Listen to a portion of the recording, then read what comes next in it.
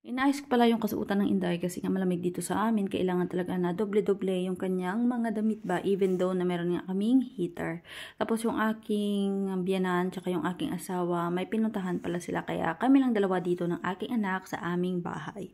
Inayos ko yung Inday dito sa aming bed, tsaka nag-open na rin ako ng TV kasi nga habang siya ay nanonood ng TV, ako naman ay magliligpit dito sa aming bed. At tingnan nyo naman, oh, aliw na aliw talaga itong aming Inday sa panonood ng kanyang TV show ba, kasi yung TV show na pinapanood niya, it's all about learning.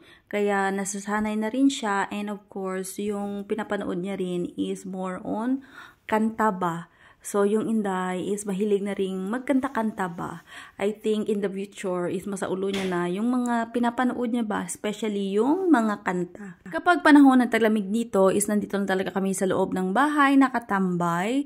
At dahil nga nakatira kami sa apartment, wala talagang masyadong gawain ba. At ito yung kagandahan kapag ikaw ay nag-work. Pero katulad ko na hindi ako nag-work, mas pipiliin ko pa rin talaga na tumira sa bahay para naman hindi ko ma-feel ang ka-boring sa taglamig ba, kasi ang dami-dami mo talagang magagawa kapag meron kang bahay.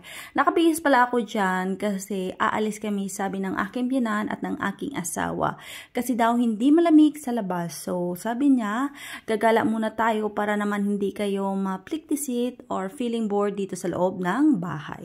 At nandito na nga kami sa labas at pumunta kami dito sa church. I think alam niyo na kung ano yung church na ito. Ito yung church kung saan merong buhay na cross na bato, at gusto talagang pumunta dito ng aking biyanan para naman makita niya ba. Ang tagal niya na kasing hindi nakabalik dito. Tapos ito naman yung mga dating mga bulaklak dito, na roses, gintrim na nila. Tapos yung mga other pang mga bulak ba. May nakita rin akong mangilan-ngilan ng mga tao na dumadalaw dito sa my church ba. Tingnan nyo naman, napakalinis talaga. Of course, yung unang papasukan namin dito is itong place ng cross na bato ba. Dito makapag-wish ka talaga ng anything na gusto mo.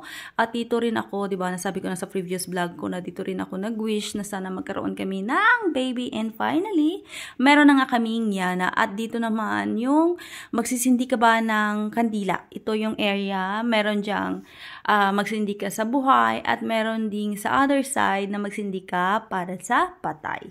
Ito pala yung itsura ko. Tingnan nyo naman, ginapagawa ko kung may asuba nga magwa sa akon nga bunga nga. Meron namang konti, pero hindi talaga siya yung marami ba, kasi nga hindi masyadong malamig dito.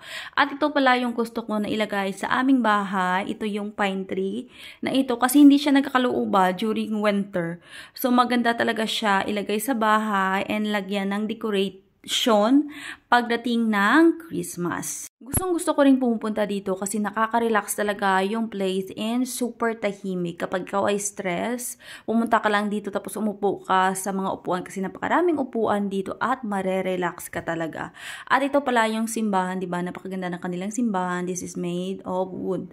Bukas pala yung pintuan na yan, pero hindi ako pumasok. Yung aking asawa lang, tsaka yung aking biyanan yung pumasok sa loob. Tapos sa may gilid niya is meron sila dyang pa-hotel. O di ba? Napakaganda talaga ng place na ito. Napaka-linis or tahimik. Ito rin, gustong-gusto ko tong ilagay sa aming bahay kasi ito ay solar na ilaw at makakatipid talaga kami dyan sa kuryente at mapapaganda pa yung aming garden during night.